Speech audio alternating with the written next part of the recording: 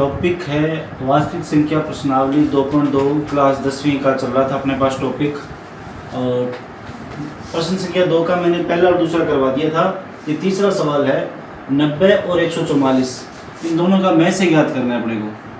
मैं से और लय से, मतलब एलसीएम और एचसीएफ ज्ञात करना है और फिर अपने को इसका परीक्षण करना है भी लय से गुणा मैं से करोगे और इन पूर्णांकों का गुणनफल करोगे तो बराबर आएगा। पूरा सवाल ये है 90 और 144 का मैं से और लय से ज्ञात कीजिए और इनका परीक्षण कीजिए कि पूर्णांकों का गुणनफल जो है वो 90 और 144 का गुणनफल है वो मैं से और लय से गुणनफल के बराबर आएगा। तो सबसे पहले इनका मैं से और लय से ज्ञात करेंगे तो इनका अभाज्य गुणनखंड करेंगे। इसका सॉल्यूशन होगा सबसे पहले 90 का अभाज्य गुणनखंड करोगे आप। 2 पे जाएगा 45, 3 पे जाएगा 15, फिर 3 पे जाएगा 5, फिर 5 और 1। ये अपने पास 90 के अभाज्य गुणनखंड हो गए। 90 बराबर 2 × 3 × 3 × 5। इसी प्रकार से अपने क्या करेंगे 144, इसके अभाज्य गुणनखंड करेंगे। अभाज्य गुणनखंड करेंगे ये 2 पे जाएगा 72, ये 2 पे 36, ये 2 पे 18, ये 2 पे 9, ये 3 पे 3, ये 3 पे 1। इधर जो संख्या लिखी है सारी अभाज्य ही है, ये ध्यान रखना। 144 को आप कैसे लिख सकते हो? 144 बराबर 2 × 2 × 2 × 2 × 3 × 3, मतलब 1 2 3 4, 1 2 3 4 और 3 × 3 3 × 3। अब देखो इसको आप यूं भी लिख सकते थे, 90 को आप यूं भी लिख सकते थे। 90 इस वाले को 2 × 3 की पावर 2 × 5 और इसको आप लिख सकते थे 2 की पावर 4 × 3 की पावर 2। सबसे पहले एलसीएम ज्ञात करोगे। एलसीएम ज्ञात करोगे तो दो सारी आएंगे, लेकिन जो कॉमन आ रहा है उसमें सबसे ज़्यादा पावर वाले आएंगे। सबसे ज़्यादा पावर है उसकी वो आएंगे। यहाँ पे 2 की पावर 1 है, यहाँ पे 2 की पावर 4 है, तो ज़्यादा पावर है 2 की पावर 4, वो आएगा। इधर 3 की पावर 2 है, इधर 3 की पावर 2, दोनों सेम है तो 3 की पावर 2 आएगा × 5। ये अपने पास क्या आ जाएगा एलसीएम। इसको आप हल करोगे तो 2 की पावर 4 कितनी होती है? 2 दूनी 4, 4 दूनी 8, 8 दूनी 16, 16 × 3 की पावर 2 9 × 5, इसका मतलब 16 × 45। इसको आप मल्टीप्लाई कर लो, 0 8 16 64 8 72 720 आएगा। फिर अपने याद करते हैं HCF महत्तम समापवर्त्य। महत्तम समापवर्त्य निकालोगे तो अपने पास इसमें देखना है जो कॉमन है वही आएगा सिर्फ, लेकिन पावर उनमें वो आएगी जो सबसे कम है। सबसे कम पावर 2 की पावर 4 है, इधर 2 की पावर 1 है तो 2 आएगा × जो कॉमन है 3, 3 की पावर 2 है तो 3 की पावर 2 बराबर ही है, तो ये अपने पास क्या आ जाएगा HCF, मतलब 3 3 9 दूनी 18, 18 अपने पास क्या आ जाएगा HCF आ जाएगा। अब अपने को इनका क्या करना है परीक्षण करना है। परीक्षण ये करना है कि मैं से या यूँ लिख लो HCF × LCM बराबर पूर्णांकों का गुणा, पूर्णांकों का गुणा। अब देखो HCF और LCM इन दोनों गुणा करोगे अपने पास आएगा 18 × 720 बराबर पूर्णांक ये वाले 90 × 144। अब आप इसको हल बराबर कर सकते हो, करके देख लो चाहे। 720 को 18 से मल्टीप्लाई करेंगे आप, 0 18 दूना 36 मसल पाई 3, 18 7 6 5 126, 126 और प्लस 3 129, 12 960, 12 960। और इसको आप हल करोगे 144 को 90 से मल्टीप्लाई करोगे तो 0 9 चौका 36, 3 9 चौका 36 और 3 39, 3 9 एकम 9 और 3 12, 12 960। दोनों मान बराबर आ रहे हैं, अतः ये भी बराबर और ये भी बराबर। तो ये अपने पास क्या हो जाएगा पूरा हो जाएगा तीसरा सवाल। ठीक है, तीसरा सवाल अपना, इसमें 5 6 7 सवाल हैं, 4 सवाल करवा रहा हूँ। इसी सवाल है मैंने करवा भी दिए। लय से और मैं से ज्ञात करना है अभाज्य गुणनखंड विधि द्वारा। 12 15 21 का मैं से और लय से ज्ञात करो अभाज्य गुणनखंड विधि द्वारा। ये अभाज्य गुणनखंड विधि द्वारा ये चारों विचारों और 2-3 और है किताब के अंदर, वो सेम ही है। 24, 15, 36 का लेस MS है, 40, 36, 126 का लेस MS है, 8, 9, 25 का लेस है और में से ज्ञात करना है, मतलब HCF और LCM ज्ञात करना है अभाज्य गुणनखंड विधि द्वारा। सबसे पहले पहला सवाल देखते हैं। सबसे पहले आप LCM और LCM ज्ञात करोगे तो 12 गुणनखंड करेंगे अभाज्य 2, 6, 2, 3, 3, 1। उसके बाद 15 करेंगे 3, 5, 5, 1। उसके बाद में 21 का करेंगे 21, 3, 7, 7, 1।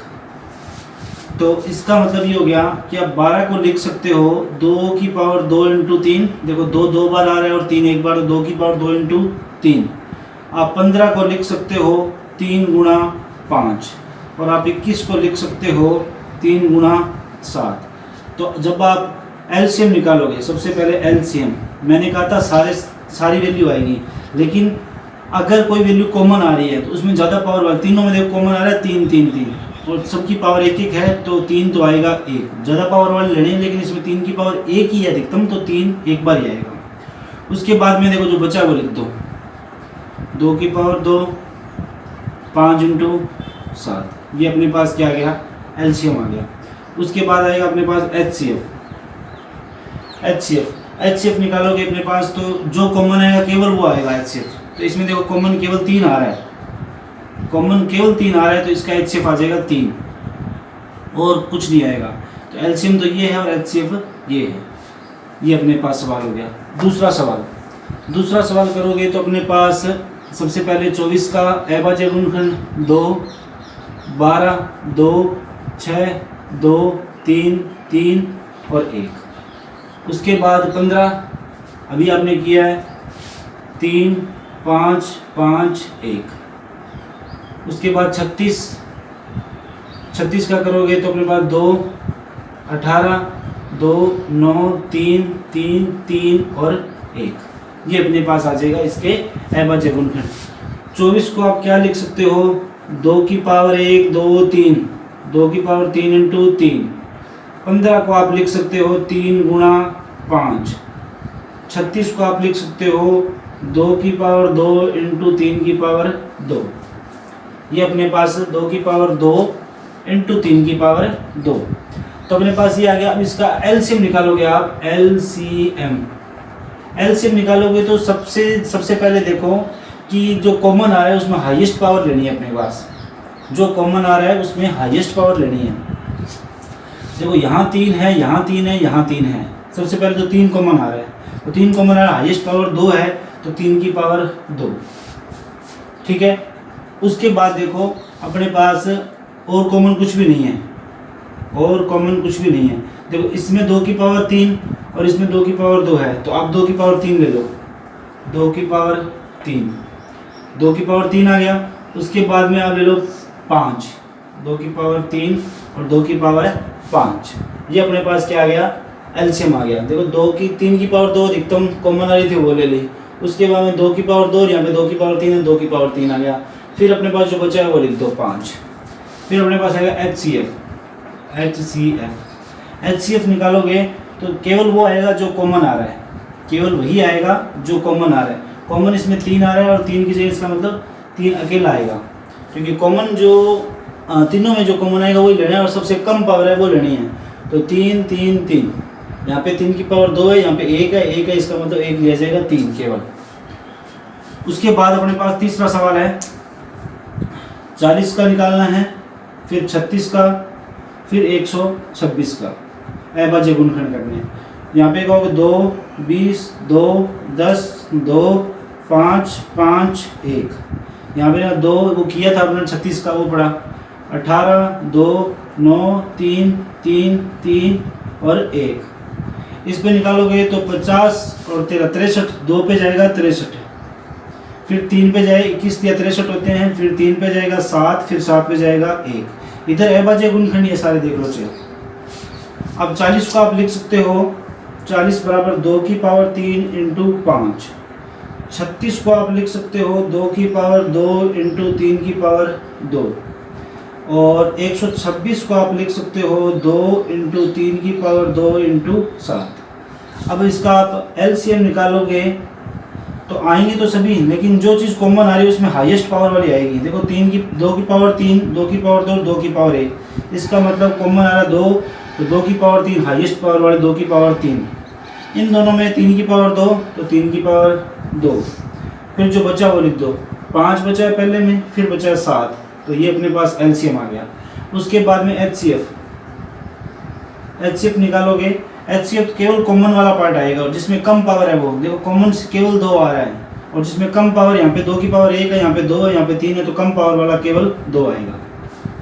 इसी प्रकार ये 8, 9, 25 का एलसीएम लेस और में से ज्ञात करना है। 8 2 4 2 2 2 1, उसके बाद 9 3 3 3 1, उसके बाद में अपने पास 25 5 5 5 1, ये अपने पास आ गया। 8 को आप क्या लिख सकते हो, 2 की पावर 3, 9 को आप लिख सकते हो 3 की पावर 2 और 25 को लिख सकते हो 5 की पावर 2। ठीक है, अब देखो एलसीएम निकालोगे आप। एलसीएम निकालोगे तो सारे आएंगे, लेकिन जो कॉमन तो इनमें कुछ भी नहीं है, तो सारे नहीं, तो 2 की पावर 3 गुणा 3 की पावर 2 इंटू 5 की पावर 2।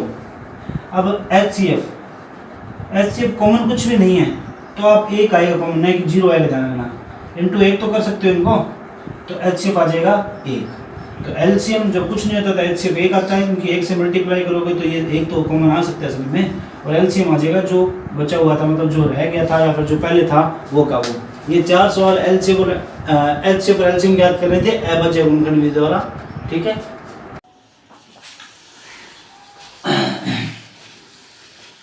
देखो ये प्रश्नावली 2.2 है।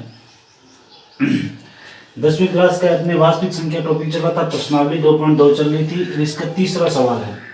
ठीक है, इसके मैंने पहले करवा दी थी, इसका सवाल नंबर है ये चौथा, सॉरी तीसरा नहीं है, चौथा सवाल है। 3 मैंने करवा दिए थे, चौथा सवाल है।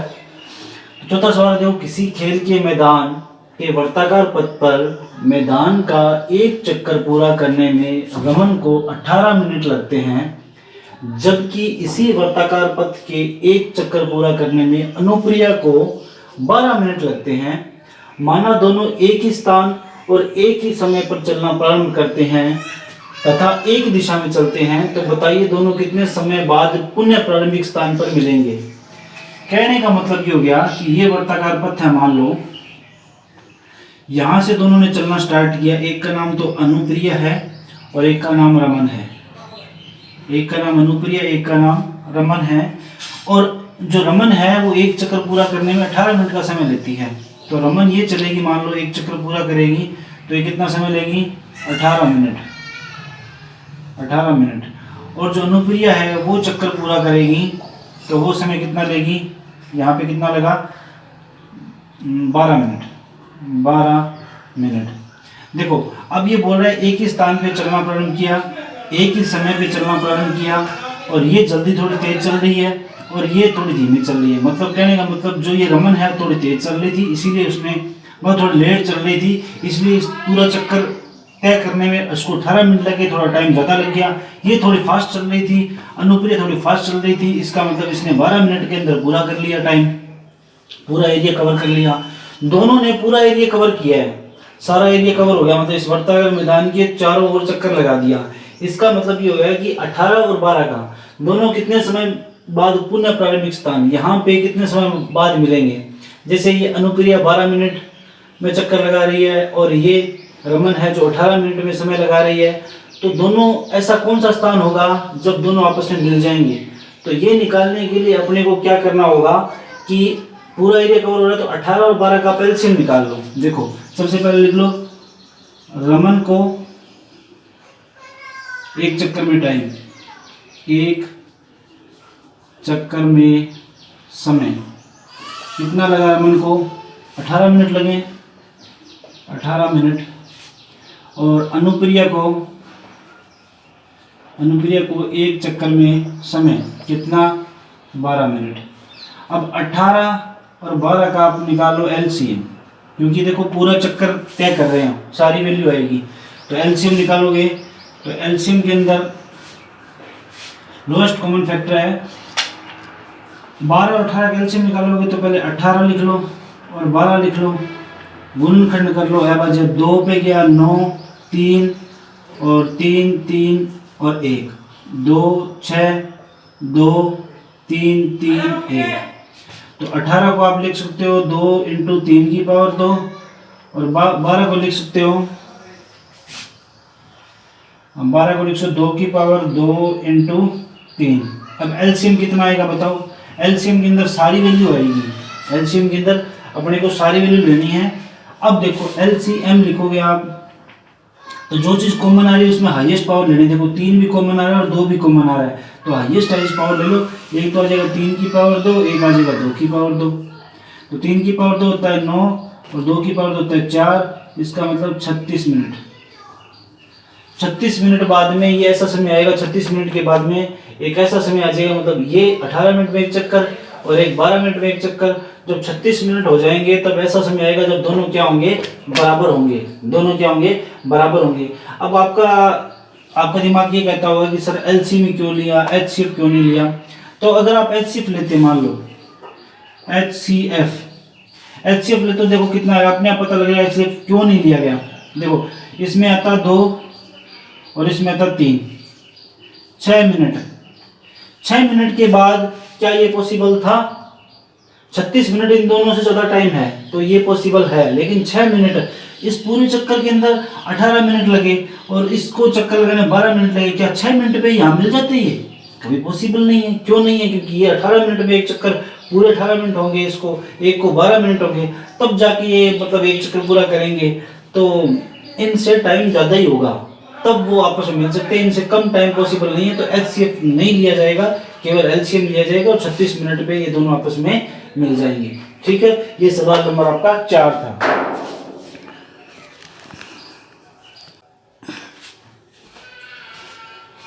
10वीं क्लास का 2.2 का 5वां सवाल अंतिम सवाल है। एक संगोष्ठी में हिंदी, अंग्रेजी और गणित में भाग लेने वाले प्रतिभागियों की संख्या क्रमशः 60, 84 और 108 है।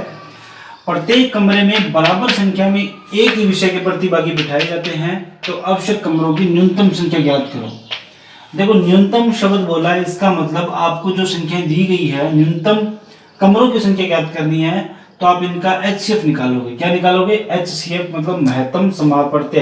एचसीएफ इनका निकालने के बाद में अपने कमरों की संख्या ज्ञात कर सकते हैं। तो देखो सबसे पहले इनका एचसीएफ कैसे निकलेगा?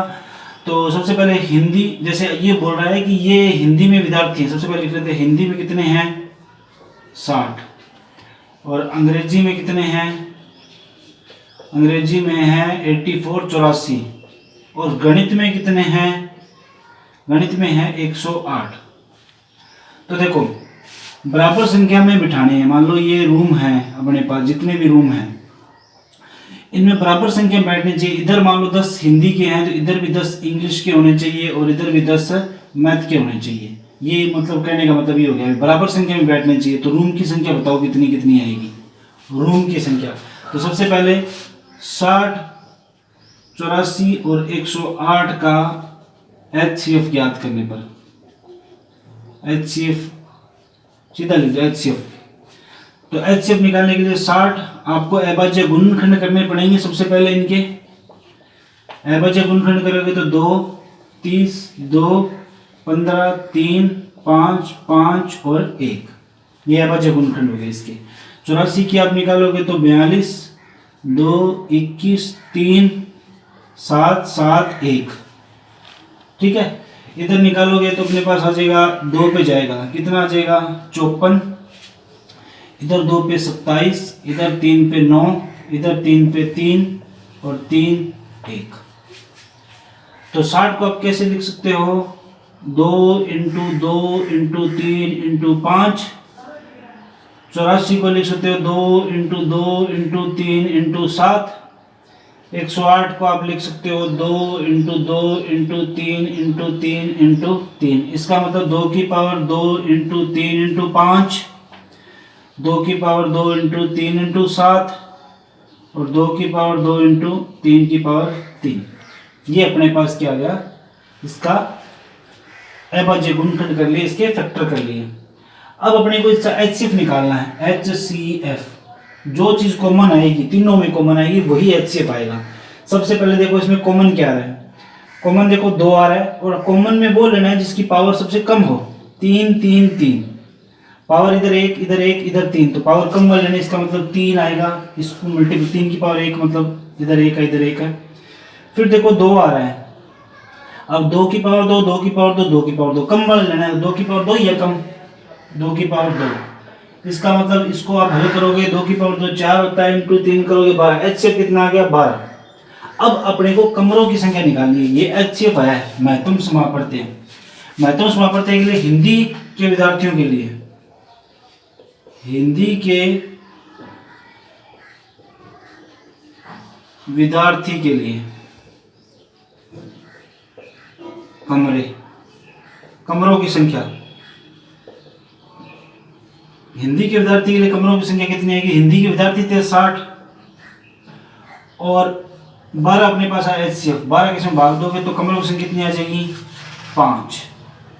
मतलब इक्वल बिठाने के लिए 12 12 के जोड़े बनाएंगे हिंदी के, 12 12 12 12 12, 5 कमर बिठा दिए, 60 जने हो गए ये टोटल। 12 एक रूम में हिंदी के, 12 एक रूम में हिंदी के, 12 एक रूम में, 12 एक रूम में, 12 एक रूम में, ठीक है। तो 5 रूम हो गए, तो टोटल 60 हिंदी के पूरे कैंडिडेट बैठ गए। अब आप निकालो इंग्लिश के विद्यार्थियों की संख्या निकालोगे। मैं डायरेक्ट लिख रहा हूँ, इंग्लिश के विद्यार्थियों के लिए कमरों की संख्या, इंग्लिश के विद्यार्थियों के लिए ये डायरेक्ट लिख देना सारा, विद्यार्थियों की संख्या। इंग्लिश के विद्यार्थी थे 84 और 12 का भाग देंगे तो इसका आंसर आएगा 7।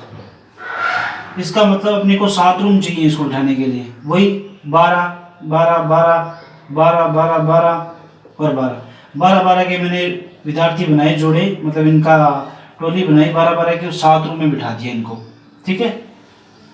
देखो इक्वल है ना, 12 12 के बैठ रहे हैं, 12 के हिंदी के बैठ रहे हैं, 12 इंग्लिश के बैठ रहे हैं। इंग्लिश वालों को 7 कमरे चाहिए, हिंदी वालों को 5 कमरे चाहिए, और गणित वालों को, गणित के विद्यार्थियों के लिए कमरों की संख्या 108 बटा में 12, ये जाएगा 9 पे। मतलब गणित के विद्यार्थियों को 9 कमरे चाहिए, मतलब 12 12 12 12 12 12 और 12 12 12, ये रूम हो गए अपने पास। 12 12 के मैंने जोड़े बना के विद्यार्थियों के 9 रूम में बिठा दिए, तीनों के मतलब इक्वल भी हैं और समान भी हैं। तो अब टोटल रूम की आवश्यकता, कुल कमरे हिंदी वालों को तो 5 चाहिए थे, अंग्रेजी वालों को 7 चाहिए, मैथ वालों को 9 चाहिए। अब 7 और 5 12, 12 और 9 21 कमरे की आवश्यकता होगी। कितने कमरे होंगे? 21 कमरों की आवश्यकता होगी। तो कमरों की न्यूनतम जो संख्या है वो कितनी होनी चाहिए? 21 होनी चाहिए। ये अपना सवाल हो गया, ठीक है।